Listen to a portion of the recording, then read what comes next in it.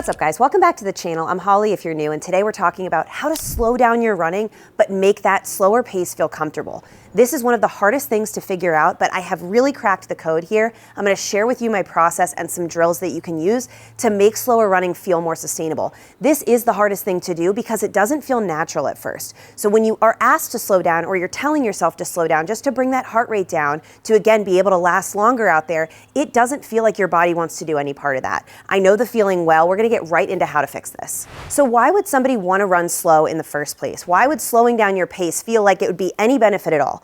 If you are someone that goes out and runs the same route every single day at about the same speed, and you're wondering why you cannot make any progress in your runs, you're not getting faster, and you certainly can't run for longer, what is the issue here? The issue is that the effort your body's putting into each of those individual runs is higher than you might think it is. In fact, it's so high that it's not allowing you to set a really strong foundation for your fitness that you can then build on. The way you're running right now does not give you any space to build onto it. So what we need to do is make your body work less hard so that you can stay out there for longer. Once we're out there for longer, we can get faster, we can continue to push that distance. So what we're going to talk about today is why, if I were to ask you to shave a minute or add a minute onto your pace from a 9-minute mile to a 10-minute mile, why does it feel so horrible? Partially because if I ask you to go slower, a lot of you guys just think, let me give less effort, kind of just get lazier with my step and see if that works. Hint, it never does. So if you're out there and you're running normal, whatever, and I ask you to slow down, you're probably going to go into a lazier, shufflier step where you're more falling forward and you're just relying on gravity and the kind of scuff off the ground to set your step for you. It feels like there's very little control there. All you know is I'm trying less hard, so I will slow down, but it's certainly not comfortable, and those shin splints get so bad so quick. So what I'm going to teach you guys today is how can we keep that cadence high, we've talked about this in other videos, at a slower speed. This is the biggest thing I get from you guys in the feedback on those comments. It is not comfortable to keep a high cadence at a slower pace. It actually feels quite impossible. Today I'm going to show you how the angle of your body can make all the difference. So we're going to do a quick overview of run form. I know you guys have seen it in other videos, but for those who haven't, here's a quick rundown.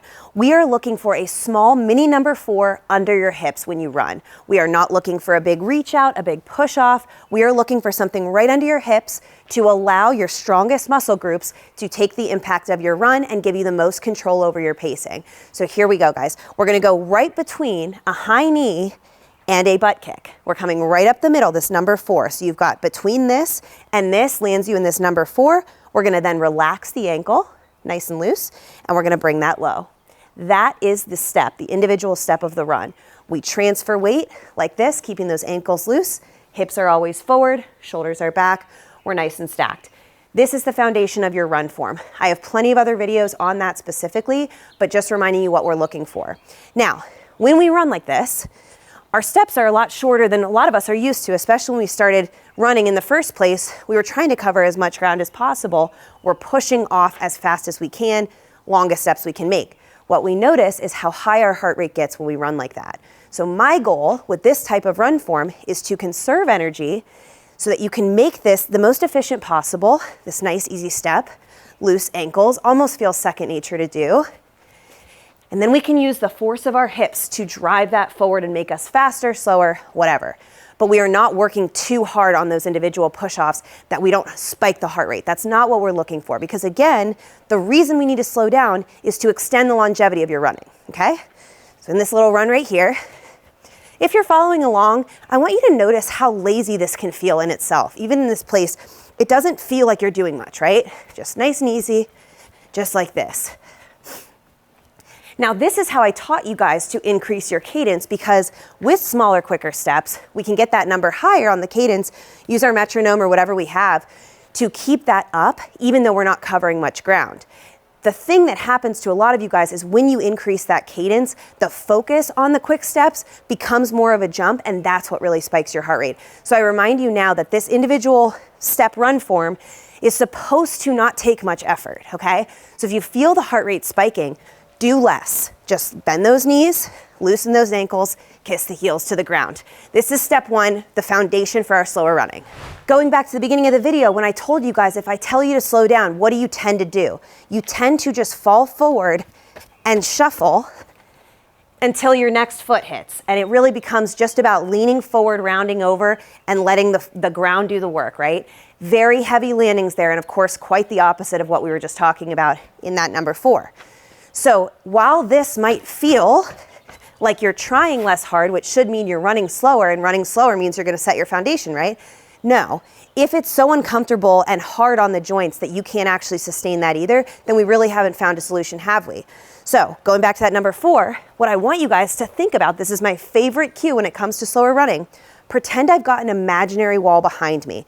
How do I lean my weight back so that my heels can still kiss the ground and I'm stacked over my hips? When we round forward, this is what kills us. Why? Because our hips are behind us. That is all of our power. So if we don't have our power, it is going to be very tiring very quickly. I think about when I'm running here, back against an imaginary wall, which means the only way to take this forward is via my hips, because if I take it through my shoulders, now my hips are behind me, right? So I'm here, I lean it back a little bit, nice kiss to the heel, and I take this forward, okay? Nothing about the number of steps I'm taking per minute has changed, right? I can keep that very quick. I can lean back, and you see I'm not going fast at all, but I can keep those feet nice and light because all I'm doing is bending the knees. So cue number 1, the biggest way to get comfortable at your slower pace is shoulders back against the imaginary wall. We're gonna work this into a drill as well, but I want you to practice that in place. What does that mean to get my shoulders back a little bit so that my hips have more power to drive me forward? So this is great. We've got the first thing in place, which is as long as you know where your shoulders and hips are, you have the answer. If you're rounded forward and lose your hips, any slow pace, lazy shuffle is still going to feel very hard on the body and on the heart rate. So if you're wondering why that's not working for you, you are likely not with the shoulders back over the hips, using the hips to drive forward.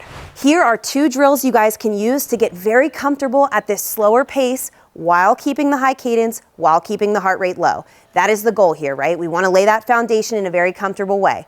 So your first drill is going to be this. You're going to go for 8 squats, so just normal squats, hips width distance with the feet. Okay, knees are gonna go out, chest is forward, hips back, and we're just gonna go nice neutral squat. Down, we're gonna try to break parallel. As we stand up, we push our hips forward, squeeze the butt to the top. Down and up, just like this. So we go 8 of those squats, and the second piece is you're gonna go up on your toes, and you're gonna fall forward into a run. So here's the key. You want to be able to bend from the ankle without losing your hips behind you. In that example I showed of when you guys try to naturally slow down, this is kind of the position we fall into. I'm of course exaggerating. What you're missing is that you can actually fall forward from the ankle. This is another joint that you have at your utilization, but you can do this and fall forward from the ankle while keeping your hips with you. So the practice drill here is coming up on the toes, and you pretend someone pushes you from the hips, and you fall into that run, okay? Very simple. It's gonna feel a little weird, but it's gonna get you comfortable coming forward at a little bit of an angle while everything's still stacked. In the example of the original steps I was showing you, yes, I was quite upright here, but in the motion of coming forward, of course, we're gonna have to get some lean from somewhere. That's gonna be our ankles here. So you go 8 squats, blah, blah, blah. We go 8. After that 8th one, we come up on the toes, and you fall forward into a run. Probably about 15 to 20 seconds of that run, you're only thinking of being loose at the ankle, still kissing the heels to the ground. Shoulders and hips are still stacked in kind of that diagonal line. 4 rounds of that. I really want to leave this up to you guys. You can do this at the front of your run in the warm-up. You can do it in the middle. You can kind of spread them out. But this is a really good drill to remind you the angle you're looking for, right? Squat it down and up and fall. And you'll notice as I fall, I have to do high turnover to keep with everything, keeping in line here. If I go slow, I immediately lose the hips again, right? So if I go back to that shuffle, but when I keep it quick, I can still not cover that much ground. I'm still slow. I'm just using the lean and using the quick turnover to maintain a high cadence. That is drill number 1. Drill number 2 is a bit more complicated. If you have to write down some notes and bring them with you on the drill, do it. It'll eventually become second nature. But the key to this one is getting you guys comfortable at different angles of lean while keeping that cadence up high and going any speed that you want. This is why running slower feels hard right now, because you feel like you're falling and it feels like you have no control over your steps unless you're going your exact same comfortable pace. I'm changing that for you in this drill, getting you guys realizing you have a lot more control than you think you do, okay? So in this one, we are going to be hitting 4 different positions as we run. You're starting with your normal, whatever your average pace is, whatever you go out the door normally doing, that's how we start this one. So we go out for our normal run, okay? I'm just gonna keep doubling back because I don't have much space to show you. So I'm in my normal run for about 20 seconds. Then I go into thinking about the cue of my shoulders against the imaginary wall.